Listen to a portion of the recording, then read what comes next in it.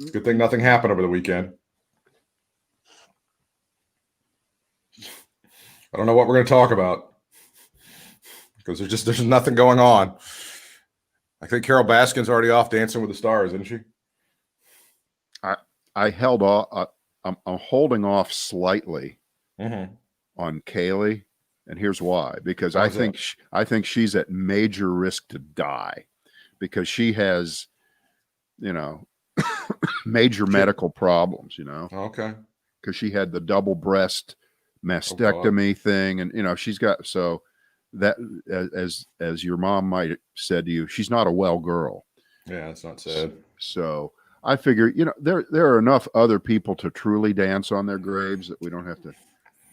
Well, I mean, but I mean putting aside that, yeah, Yahtzee is obviously Stephen Miller. That's the one that you want at this point. I'm sorry to say it, but it's true. Well, not even that sorry to say it. Anyway, I've shared the link as it should be on your page or somewhere within your purview to share. Yeah, I got it. Here we go. And now for the Twitter machine. People like that smart-ass random precision guy who's busting my balls about the Raiders getting beat yesterday on the Twitter machine. Because when they win, you're a great person. And when I never say a word about it, Brad. That's right. I never say a word about it. You never hear anything from me about that. Okay.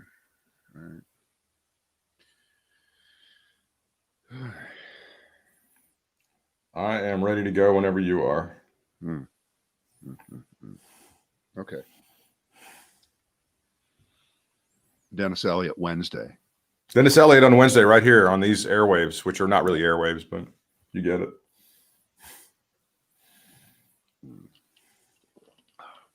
Lipton iced tea. Coke Zero. You guys should start paying me. The Brad and Britt cast is now underway. Our first one of this week. Thank you very much for joining us. I don't think we need to go over, as if people don't know what's going on. Okay, we don't have to say what happened Friday. I think we need to be right here in the moment. And I would just like to declare that Donald Trump is this century's Jim Jones. It's official. The Kool Aid analogy holds up, I think, really, really well. Because if you remember what happened at the People's Temple thing down in, it was a Guyana, that's correct. A place none of us had ever heard of, ever, right? It was known informally as Jonestown. Yeah, informally. Right. And they all drank the Kool Aid. They laid it out. You saw the video. You saw the pictures. One of the survivors is current California Congresswoman Jackie Spears. She was down there as an aide to one of the congressmen, I think, who died, Leo Ryan. And none of us could understand. None of us could really, really understand how could people say, I'm going to die for this guy. No matter what he tells us to do, we're going to do it. We're going to do it because he just wouldn't lie to us. He really wouldn't. So take that, because I think that's the largest example in all of our lives of something like that happening. There have been other cults. There have been other, there was the one out in California where they found 30 people in some house and they were all laying there on bunk beds. That the Sweat Lodge thing, was that, or was that another one? No, the Sweat Lodge was another thing. That was it was another thing. I remember there was a Sweat Lodge thing, and then Marshall, what's his name? Right, the guy who looked like Patrick Stewart.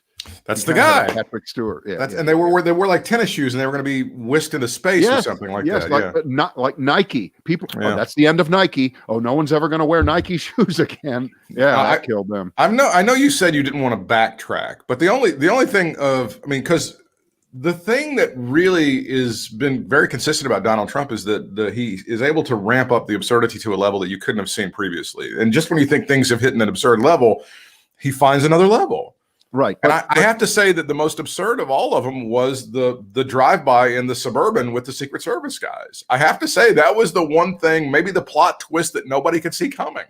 Well, let's try to drill down to the pathology of that and pretend that he's a rational thinker right now, because I don't think he is. I think this is a guy who knows he's going to lose. Mm-hmm. He sees the polls.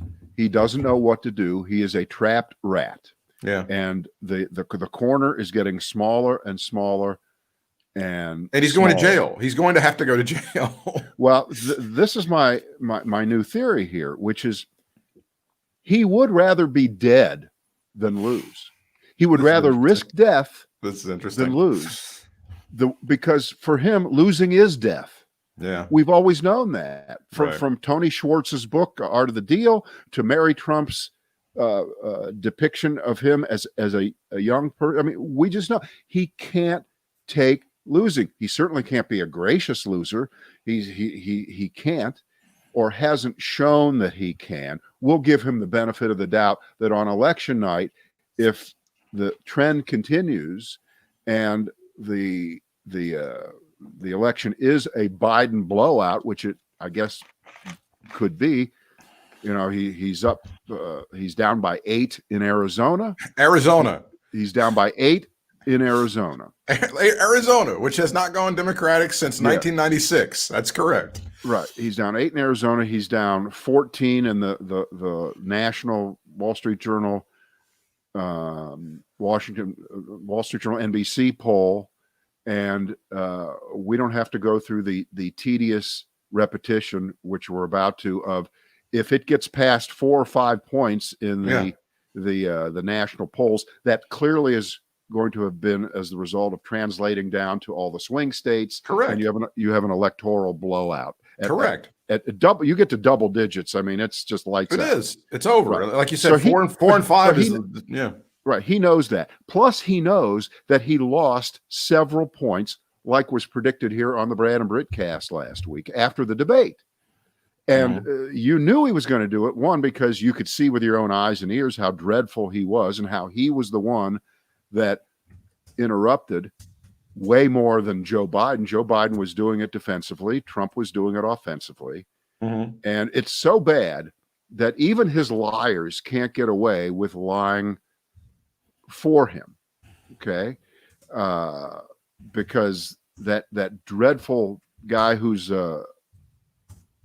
he's the National Campaign Press Secretary, not the White House Press Secretary, who was Kayleigh McEnany, but her underling was that guy Hogan Gidley, who looks like if Barney Fife got a job as the press secretary, it would be Hogan Gidley, which, by the way, is a perfect name for that's almost like Barney Fife. His name. It is. Hogan. It really is. If you were coming up with the name in the writer's room. So he goes on Chris Wallace on Sunday. No, he went on Howard Kurtz on Sunday. Okay. And he said, it's Joe Biden who did all the interrupting during that debate. He interrupted Trump 87 times. I saw this. Yeah. And so within 10 seconds, Kurtz checks him and says, well, Fox News looked it up, and Trump interrupted 146 times and Biden like 50 times. So they can't even lie about their lying without getting nailed on Fox anymore. So Trump sees this. He knows what's going on. He's in the hospital, and this crazy ass, I can't be seen to be sick. I can't be seen to have the virus. I can't be seen to be weak. I can, all that crazy shit about him. It comes together in him now bullying doctors. It was one thing to tell Fauci he can't go on Face the Nation this week. That's bad enough. Mm-hmm. But now you are bullying actual U.S. government military doctors into lying for you to the public all weekend long at all those press conferences. I mean, it was the lowest of the low. It was so pathetic. And as usual, doesn't matter what you see when you're watching someone speak about Trump on behalf of Trump, someone who's narrating the piece, no matter what channel this says, he's talking to an audience of one. Oh, just haven't stop heard saying that. Yeah, It's like Tourette's or something. Right. But sadly, it's true, because apparently when you work for Jim Jones, who's got you now drinking the Kool Aid, even doctors drinking the Kool Aid, they're all afraid of what? He's going to fire the entire Walter Reed medical staff. What the fuck are people thinking? One day we're going to learn all this, Britt. We're gonna get the story from people. I think we're getting closer. I think we're getting closer. I think we're getting closer than we think. I think people are reaching the end of it. This is a Gabriel Sherman piece in Vanity Fair that's been published today. You may have seen it. Donald Trump's erratic and reckless behavior in the last 24 hours has opened a rift, Brad, within the Trump family over how to rein in the out-of-control president. According to two Republicans briefed on the family conversation, sources said that Donald Trump Jr. is deeply upset by his father's decision to drive around Walter Reed National Military Medical Center last night with members of the Secret Service while he was infected with COVID-19. I have a question before you. Yeah. Has Donald Trump Jr. expressed that publicly, or did he go on Fox already 6 times and say that was the greatest idea in the history of the world? What Joe Biden wouldn't even know how to put a seatbelt on in a car. Right. He doesn't even know. Joe Biden would have drooled over himself and fallen out of the window. That's what would have happened. All right, keep going. Don Jr. thinks Trump is acting crazy, one of the sources told me. The stunt outraged medical experts, including an attending physician at Walter Reed. According to sources, Don Jr. has told friends that he tried lobbying Ivanka, Eric Trump, and Jared Kushner to convince the president that he needs to stop acting unstable. Don Jr. has said he wants to stage an intervention. I know, try not to laugh. An intervention? Yes, they're trying. Don't get the camera crews ready. Come on. This is like Scarface telling you to stop doing coke, isn't it? Yeah. I mean, you have to at some point say that these people have been empowering this guy. Now they want him to stop. This is the line that you guys have finally drawn. Yeah. A source said Don Jr. is said to be reluctant to confront his father alone. I'm not going to be the only one to tell him he's acting crazy. I have news for you, Don Jr. It's not an act. It may have started as an act. Let me go out there and act like I'm nuts. He's worked himself into a shoot, Brad, to use the wrestling terminology. I don't think it was meant that way, Britt. Yeah. He is being crazy. He's crazy. There's no acting. But there's no that didn't mean acting that way. But they way. may have, at one point in time. You're misreading the use of the word act in that sentence. But they may have had, and I think they have over the past 3 years, like, hey, let's just act like you're nuts and you're going to do this, that, and the other. We really know that you're saying. He's like, yeah, that's great. I'll just go on. I'll go on the Twitter and act like I'm crazy. Like, okay, cool. But I think he's become that. He's become this wacky Twitter character that they kind of built up. And now it's too late for Don Jr. to go, oh my God, what happened? Let's try to stop him. Dude, you fed this fire for 3.5, 4, 5 years. I like the depiction, and you've seen it over the years a couple times, where Donald Trump has expressed the belief that the presidency is a reality TV show. Yes. And we need a new exciting episode with new exciting things every day to keep everyone's interest. As long as I'm in the news, as long as my name is in the headlines, good or bad, and people are talking about me, I win. So there he was on late Thursday night, Friday, in Walter Reed Hospital in Bethesda. And he is ensconced in what has to be the most beautiful surroundings ever that anyone ever spends time in a hospital with. It's that presidential suite of rooms. You see that? It's beautiful. It's fantastic. There's room after room. After room. It's not like a hospital at all. It's like a luxury hotel. Absolutely. No, there's no doubt about it. Yeah. It's the top floor, the Fountain Blue in Miami Beach. Yep. It's great. But in Trump's mind, he's losing the game just because he's there. And all this treatment is going on, clearly as serious as any other patient of that disease has had to experience, because they're throwing everything but the kitchen sink at the wall. And he feels that this is what's going to lose the election for him. Right. That everything else has been perfect right up until now. Yeah, pitching a no-hitter up until now. Right. So like a good autocrat dictator, like the thug mob boss Scarface, if you will, pick another name, Corleone, whoever you want. He believes that like Hitler in his final days or Stalin, and there are all these stories of how doctors for those people were ordered to lie and do all kinds of things. And we don't have to go through the history of United States presidents playing fast and loose with the facts. We know that's true. Sure. But it's a little different now. It is different now. And Donald Trump can't. What about Kennedy's Edison's disease? Nobody said anything about that. What about FDR? He was practically dead in 1944, and you let him get away with it. If they had Pinocchio style put like ropes on FDR and made it look like he was doing laps around the White House, we might have a comparison.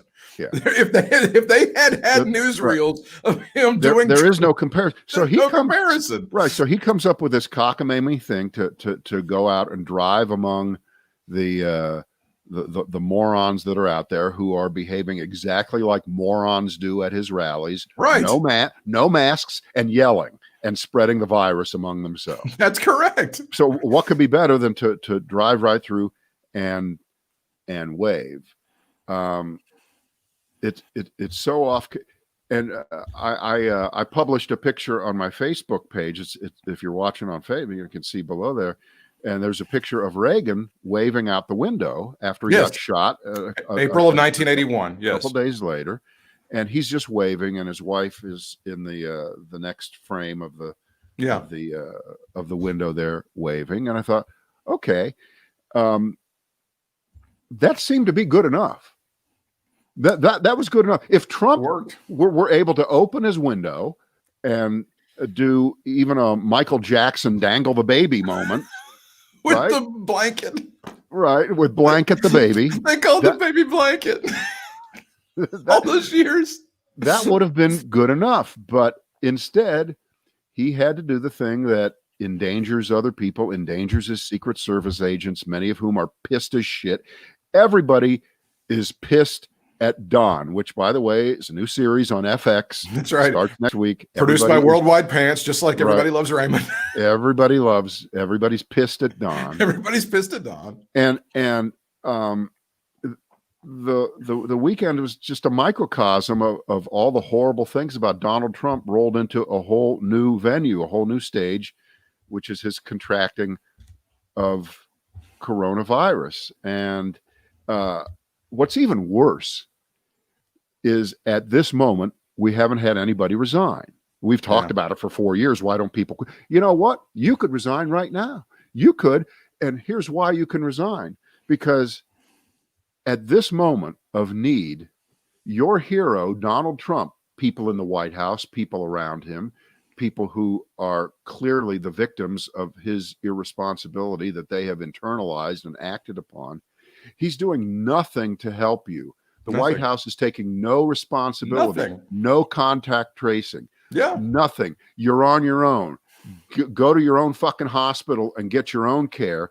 If this isn't the ultimate divide between the king and the schmucks, the king, and by the way, another new series. This one's going straight to Netflix. Straight to the king. From David Letterman and his friends at Worldwide Pants comes King of the Schmucks. Yeah. Right. So Trump gets concierge treatment to the max at Walter Reed, and you're left to dig into your wallet and find out if your federal Blue Cross plan, probably like the one that I'm on. Maybe in your flex spending account, you do have a couple of bucks left at the end of the year. Maybe you don't. Maybe that's out of you. Maybe you're effed. You have no idea.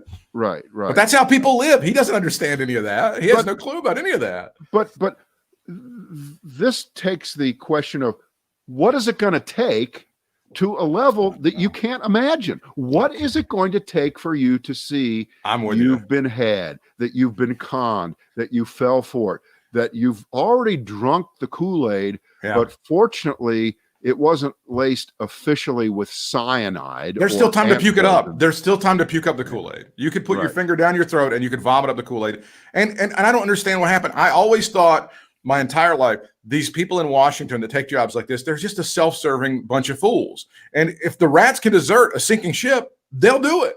This ship is so far underwater right now, and these rats are still clinging. I don't understand what happened to this. Why are these? No.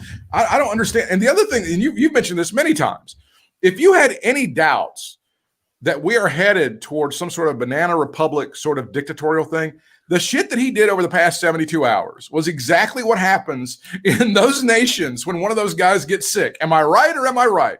When Fidel Castro or Kim Jong-un or one of those guys gets sick, and all there's rumors he's in trouble, they'll march out either a lookalike or somebody and be like, no, he's fine. He's healthy as a horse. I think you're underselling Trump here. Okay. I think this is worse. This is worse. I would not fight that one bit. I do not recall, even in his final days, a lot of public appearances or any by Fidel Castro. Do you? Right. Well, he disappeared. No, he disappeared the last couple of years of his life, and the stories that would come out about him, where he's ailing, but he's monitoring what's going on and things of that sort. And he did turn the country over to his brother before he died. He did. He was able to. Yeah, that's right. So if we're lucky, Trump will turn over the country to Don Jr.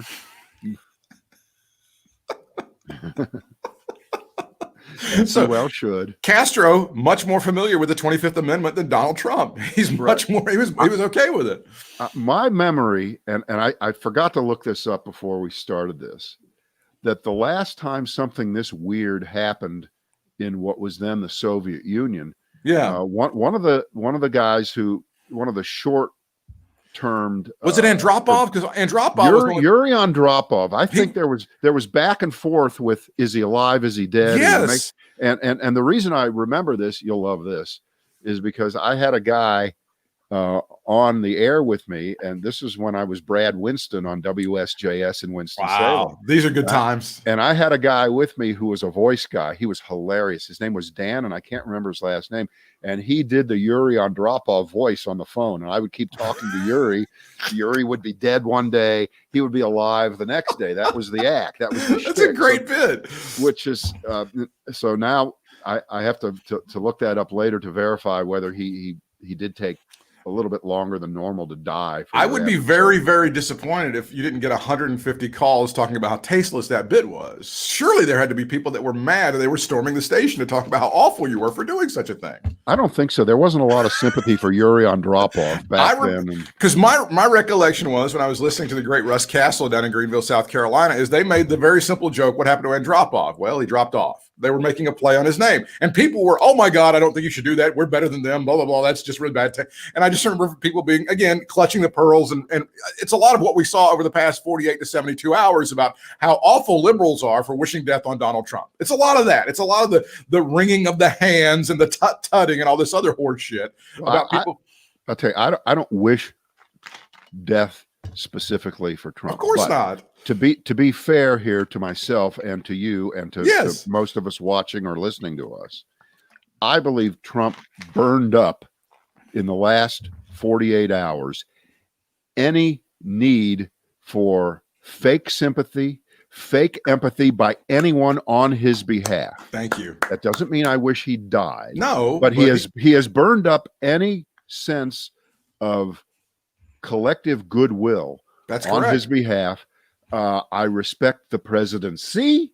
I do not respect this president. And there is a difference. And he has wiped away any sense that even at this late hour, he was going to start to at least attempt to pivot and start to say and do the right things. And if he thinks that he can put out some half-ass little video that makes the case that he now is the #1 expert in coronavirus because I've gotten it and I've learned the hard way, not from books, not from those goofy books, spreadsheets. All that shit that those doctors that are telling me I shouldn't get into the car and drive around like a moron. Right. So this is officially, I know more than the doctors. Okay. Right. And no, you don't.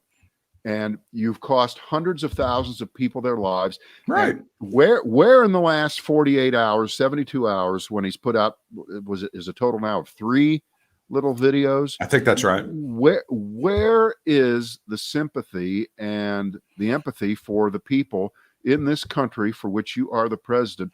Where is the understanding of what people have gone through That's right. that is 100 times worse That's right. than you have experienced. That's right. But on the other hand, maybe you were near death the other day. Maybe you were just like Boris Johnson. So again, it didn't matter until it happened to him. The 100,000, the 150,000, the 200,000, none of this shit mattered until it happened to him.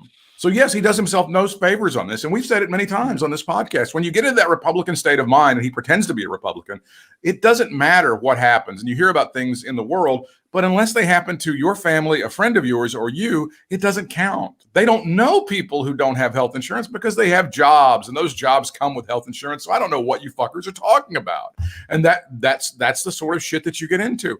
Finally, it has happened to him, and apparently some sort of light has dawned on him, but it really hasn't, because he put those Secret Service people at risk by doing his little drive-by to the Proud Boys outside of Bethesda. So again, there's no sympathy. You're right. If I ever wanted to extend some sympathy to him and an olive branch, he slapped that branch and he smacked me upside the head with it. Forget that. I mean, there's none of that. But think of what the mindset is of the cult right now at this moment. It's hard to put yourself in their shoes. It is. But let's try, and then let's relate that to the way Trump has been behaving the last 72 hours and how he is behaving up to this moment, including the Sunday night stroll in the Suburban, which is, I can't admit that I've been wrong all of this time, because then I'm telling them that they're stupid. And I don't want to tell them that they're stupid. In fact, how many times over the few years has Donald said, "We're the elite, you're the elite"? Right? Exactly right. He's got them thinking that they are part of some kind of superior understanding of the world, that them fancy book learning doctors and lawyers and military people and all them, that they just don't know. They don't know the real world the way we, me, Donald Trump, and you, right, the cult, Mr. we Miss do. America. All Donald Trump pulled himself up by his bootstraps and had to. He was a sharecropper's family, that whole thing, and the polling of the last few days, it appears that our dream is, it's not over. Anything can happen. We all know that. Politics changes in 1 minute now. We know that. We get that. But the erosion from the debate is stark. It's more than I thought. I thought it would be 2 or 3 points. It might have been 5. And if he thinks that for 1 second that what he's done the last few days is either going to reverse that, stop it, he's crazy. It's going to get worse. His numbers are going to get worse. And we have to stop telling ourselves, but what about 2016? First of all, this lead is way outside the boundaries of where Hillary Clinton was at any point. Hillary Clinton was never double digits over Trump nationally. Right. And we should get confirmation over the next few days when the other polls come out. But the trend is our friend here. And the trend is away from him. And between the horrible debate and his mishandling of the coronavirus, I don't know how else to put it. And we can talk about subgroups all we want, and let's talk about them. The big two here: older people and college educated women. Yeah, both those of whom who went for Trump over Hillary Clinton because her emails and because of Benghazi and because they're both dishonest, and I don't like either because of she them. was Hillary Clinton, but that was basically it. So now that's completely gone by the boards, and now that older people are starting to really wake up. And by the way, demographically, I'm an older people. Mm-hmm. But of course, I'm smarter than most older people, and I never was voted for Donald Trump or went for him. But I'm talking about the people who have already given up their life home and they're down there in Florida. Right, those are the old people that matter. And that's right. He's losing them there. Old lives matter. Right. And again, I cannot for 1 second, and we have to keep making this point, it's important, for 1 second think that the as Donald Trump liked to call them a few weeks ago, suburban housewives, who he thinks their number one issue is cowering in their homes, worried about Antifa marches coming into their neighborhood and burning their house down and throwing rocks through their windows. And you can see how successful that's been, because it was a lie to begin with. I cannot for 1 second see how the fact that he didn't listen to his doctors and he got into a car and drove around is going to help him with mothers of children who not only have to spend all day long now being teachers to their kids, but have to worry more about their health than ever before. So this isn't a question of, well, Donald Trump should set an example for the country because he's the president. We can't even discuss that. Okay. Donald Trump's not a role model. That's not in the realm of discussion. You're right. But he can't fake it now. He can't possibly be. Even as he's sick, even as he's seen his own mortality flash in front of his eyes, he's unable to keep other people safe. He insists on infecting as many people as he possibly can. These Secret Service guys and women who like give their lives in service to the presidency, and he decides. Somebody put it beautifully. Said they agreed to take a bullet for the president. They didn't think the bullet would be coming from the president. So there he is. Because he's got to go say hey to the Proud Boys. And you know what pissed me off? I'm just going to go off on a rant here. I'm watching this Friday night with these assholes out by the sign there at the medical center, and they've got dogs. There's like a beautiful pit bull that looked like my dog Heidi, my late angel Heidi. And I'm like, what did the dog ever do to do this? Leave the fucking dogs at home, you proud assholes.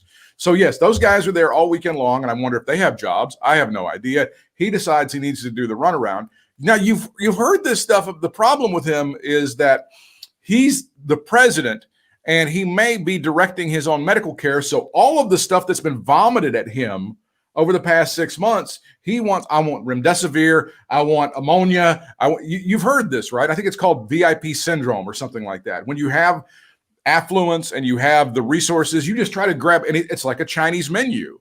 And he may be doing himself irreparable harm by putting this shit in his body, but he's insisting on it. At this point, this is what I call the Laetrile syndrome. Oh, okay, explain that. Because Laetrile it was about 30 years ago. They thought it was the miracle cure for cancer, and you could only get it in Mexico. So people, celebrities, they were going down to Mexico to get Laetrile, and of course, it was quack shit. Didn't work. You've never heard of it now. It's part of pop culture history. There might be something on it, and I love the 80s. One of those. But if there's ever been someone who is going to be the quack cure guy, it's going to be Donald Trump. Oh, and by the way, haven't heard from the esteemed Dr. Scott Atlas lately. Yeah, he seems to have disappeared, Brett. Don't you think that Dr. Scott Atlas should be angling for privileges to work at because remember, Donald Trump has done more for veterans, and he's got something called Veterans Choice. And if Donald Trump's commander in chief, he's by definition able to get any doctor from the private sector that he wants to, because he's Donald Trump. So why don't you get Dr. Scott Atlas to get in there and tell all these doctors that they're full of shit? It's sad that Antifa has apparently penetrated the staff at Walter Reed. Apparently, the Antifa has gotten in there pretty good. And there again, all those crazy theories are already being propagated on Reddit and all the different all those different message boards and shit like that. That the Trumps were targeted. The ultimate irony of all of this is, if they would have just waited until next year to nominate a Supreme Court justice, we could have avoided all of this. I mean, they were being careless and reckless, but the super spreader event appears to be the thing that happened 9 days ago when Amy Coney Barrett was introduced to the world. Right now, if we can still have a list of people we want to infect, it's her. Because she already had it back in the summer, but there's no evidence that gives you any kind of actual immunity from getting it. That's right. That's correct. So we really need her to get it now, and that'll just close the door on any hearings. Well, I'm horrified. They showed the after party, in the White House. Yeah, we've seen the video. It's unbelievable. It's her. She's got her beautiful children there, and they're talking to people way closer than 6 feet who have already been tested positive. So I don't again understand what's going on. And again, on the list of people that I would like to see infected, I don't understand how Mark Meadows is still walking around. I don't get how he's still not. Well, he's not. I think you're being a little bit too impatient. Okay, because if we've learned anything, the incubation period, the amount of time that you might still be testing negative, right? But the virus is starting to replicate inside of you and it cannot be detected, can be anywhere from 3 to 10 days or so. So you've got to give it time. I mean, look, Kaylee came through today on Monday, but of all the people who I think you would want to have actual concern for, it would be her, because she does have, she's got a tough medical history, and she would have the kind of pre-existing conditions that might make her more vulnerable to something like this, which again brings up the question, then why was she out there not wearing a mask? Why wasn't she taking precautions? She had a double mastectomy. She's all these kinds of things. And this gets back to the Kool Aid and the Jim Jones and the cult. And what is this doing for you? If anything, you should have figured out that working in the White House is not going to be your last job unless you're maybe Wilbur Ross. Okay. You're 89. Yes. And you're not, and he's not worried about his next gig. He's already got, a couple $1 billion. But for the rest of these people who are younger, your resume is going to stop with this job. I don't know what you're going to do next. No idea. And the longer you stay, the harder it's going to be to dig out for you personally. And that's what just astounds all of us. Most of us, when we take jobs, we go, man, this would be great if I could have this job for 10 or 15. That would be a great thing. Be tremendous, yeah. Right. But when you take a job in Washington at the White House, you're term limited. Oh, yes. You're either 4 or 8 years, and most of those people don't stay it's maybe the whole time. Like 2 years. What would ever keep anybody there right now? And I'm tired of it. Well, I couldn't quit now on Donald Trump. He needs me more than ever. Blah, blah. It's ridiculous. No, the statement needs to be made right now so that the fools who stand outside of Walter Reed with their dogs all night long wearing Trump hats and Trump signs see that they've booked the wrong flight. They did. You picked the wrong flight, and it is crashing. If you had a spouse that was doing that and you saw them on television, like on CNN or MSNBC or Fox News out there, and they're staying there all weekend long and they're peeing in the bushes or whatever, wouldn't that be great grounds for divorce? Couldn't you go to the judge immediately? How and did you know? Petition? How did you know? The Trump family's private concern about Trump's behavior, back to the Gabe Sherman story, could raise questions about his fitness for office, Brad. Trump has because he's never shown any up until now. Remember the last line of Bob Woodward's book. He's not the right man for the job. Oh, there it is. Wow. Trump has been prescribed drugs that medical experts say can seriously impair his cognitive function. Last night, the New York Times reported that steroids. You can tell the difference. Well, this does play into something that happened today. Last night, the New York Times reported that steroids, which Trump is reportedly taking, specifically dexamethasone, are known to affect mood, causing euphoria or a general happiness. Now, I know that you saw the vomiting of tweets from this morning, right? Second Amendment, vote. Space Force, vote.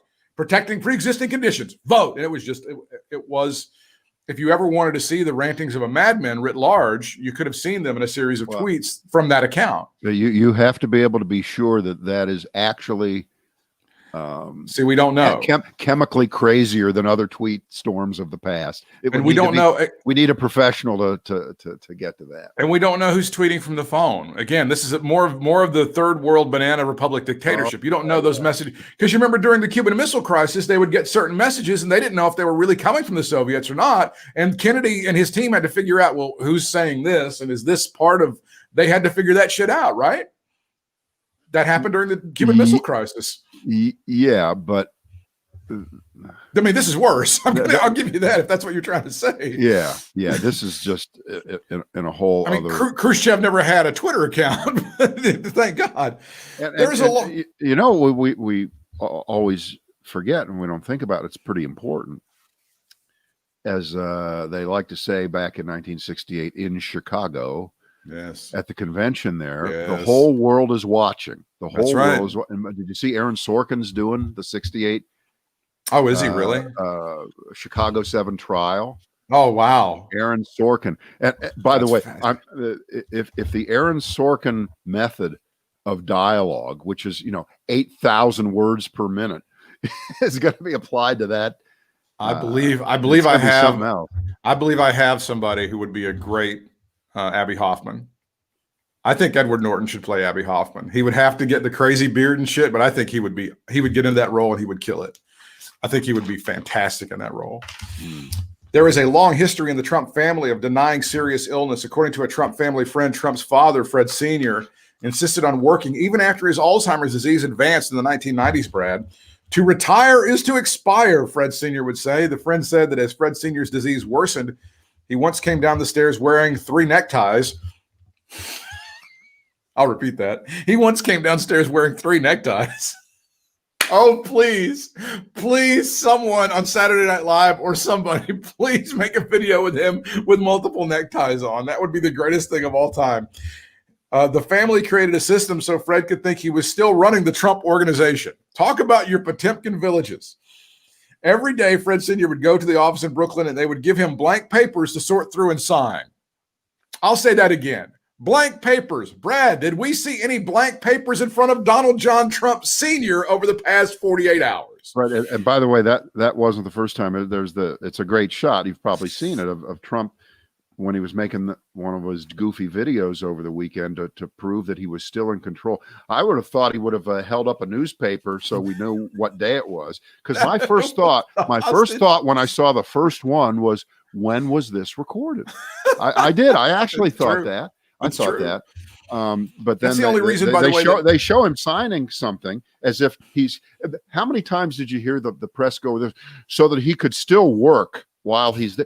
He doesn't work. What the fuck does he do? His desk is always empty at the White House. This is working for him. So he's signing white pieces of paper with nothing on it. Nothing on it. Now, wasn't that pile of the fake tax returns just white sheets of paper? It was just 3 years ago when he first came into office. Right. Yeah. That's exactly what it was. This is working for Donald Trump. Hey, what was on Laura Ingram's show last night? That's working. That's what he considers working. So I saw something. I can't remember where I read it that actually tried to, with a straight face, say that he's really, really been watching a lot of TV, quote unquote, even more than normal. How's it possible? Which it must be all he's doing, right? But see, if that's true, the timeline of insanity while in the hospital, it makes sense, because remember, Saturday was the day that when the doctors came out and were lying because Trump had told them, you can't say this, you can't say that, you can't tell exactly how much oxygen I was on, all the kind of lies that we now. He saw the coverage of that. He saw that everybody saw what it was while it was happening. Those aren't the only 7 doctors in the world. And by the way, thank goodness by Sunday, he got rid of the one black woman doctor to come out. It was all 8 white males. Thank God. Expect those would be the only ones that Donald Trump would be approving of to treat him, white males. Because remember, the military is famously known as the most integrated part of American society. That's correct. That black folks had a chance to advance there. That's correct. But when it comes time to treat Donald Trump at Walter Reed, I can't find a black person anywhere. There are no black doctors, no Latino doctors, none. We might find a woman here or there, but and now that Herman we'll Cain's have her gone, change the bedpans. That's what we'll have her do. And now with Herman Cain's gone, we don't even talk about Herman Cain dying, because he died of the Democrat hoax. So we can't mention Herman Cain's name anymore, even though he was our black guy for a while. Do you remember the All in the Family where Archie got a got a blood transfusion, I think, Yes. from a Puerto Rican or something. He went nuts. That's fantastic.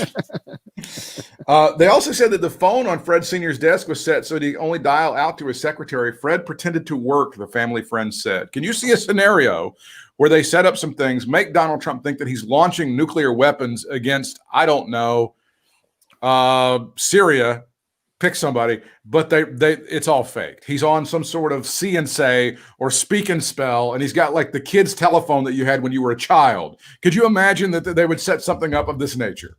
No, it'd be a great comedy. I mean, it would be. And by the way, but Bob, we can talk now more about the 25th Amendment without sounding like conspiracy theorists now. That's correct. Yeah. And nobody seems to be wanting to discuss the 25th Amendment, least of all Republicans. They don't really seem to want to, even though I think they're begging for it really secretly down deep, that they know that this has gotten way out of hand. And the behavior that they've seen at that hospital has been so erratic. Well, now, remember the lunacy. Today was supposed to be on Monday. There was talk of him going home. There was there was talk of him leaving the hospital and going home. When you say going home, yeah, well, I don't mean to a golf course. I mean no. I mean really. No. Going home. I mean returning. Is that what you meant? No, I mean, honey, I'm coming home. Elizabeth, I'm coming to join. That's right. No, I believe 1600 Pennsylvania Avenue is what I was referring to, which is where he spends some of his time when he's not at Mar-a-Lago or at Bedminster. Obviously, they can't let him leave there today. They can't do it, which maybe he can just say, fuck it, I'm leaving. Now, according to Jane, my wife, a psychiatrist who's worked in hospitals and all kinds of situations, she says that the unofficial term for a patient like Donald Trump, who will just check himself out of the hospital without any kind of medical permission or advice, that's called eloping. Eloping is what that's called. Eloping. You like that? Okay. I do like that. That's good. Right. And I did find a quote from Nurse Ratched in One Flew Over the Cuckoo's Nest. Look at my man doing some research. Did a little deep research here because Nurse Ratched, if you haven't seen the movie or read the book, of course, is the mean nurse who runs the psychiatric hospital in the movie, and Jack Nicholson is the star of the movie, and he's kind of out of control, but he sees what's going on, and he's trying to break out of the hospital. He gets out of there every once in a while, and they bring him back in there. And here's what Nurse Ratched said about McMurphy, Randall McMurphy. That was the name of the character. This will be how we end things today. The quote about McMurphy. No, he isn't extraordinary. He is simply a man and no more, and is subject to all the fears and all the cowardices and the timidity that any other man is subject to. Given a few more days, I have very strong feelings that he will prove this to us as well as the rest of the patients. I can see any doctor who, if you could get them to speak on the record about Donald Trump, patient, would say those exact words. Now, to be fair, spoiler alert, Jack Nicholson kills Nurse Ratched, strangles her. I do believe. That's not what happened. Yeah, that's not the ending of that film. And she won an Academy Award for that portrayal. Would at long last have you no shame? Yeah. That's our show for today, people.